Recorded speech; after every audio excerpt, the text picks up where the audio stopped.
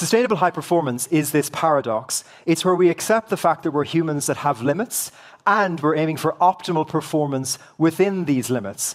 And so you can see that a big problem in the workforce is actually people are inactive, bored, disengaged. They basically don't give a shit, and it's really hard to motivate them. I'm going to talk about that in a second.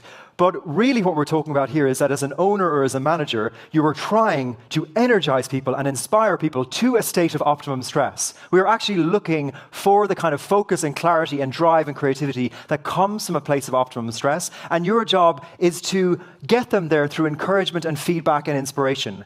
Crucially, both as an owner and as an employee, it is your job to develop what is called a somatic, bodily discernment of your own red lines. It's understanding through the feedback mechanisms of the body when you are going into a state of fatigue that turns into chronic exhaustion, that goes into the danger zone of suffering from anxiety and burnout and breakdown and proper physical and mental disease.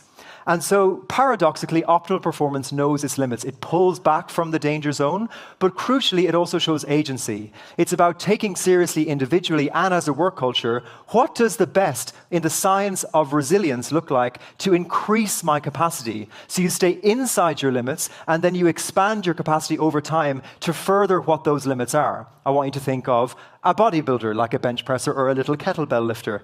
And what are they doing? They are working the muscles until what? They feel the burn, that is their muscle fibers tearing. If they're in endurance mode, I need to push through, plow on, white knuckle it, they don't get to come back in 3 days later to work the next set and grow bigger. They have to sit it out for 2 weeks. So that's the first insight. The second is that the key to sustainable high performance is to see your working days, your working week, and generally your life as a cadence between peak exertion and renewal. Peak exertion and renewal.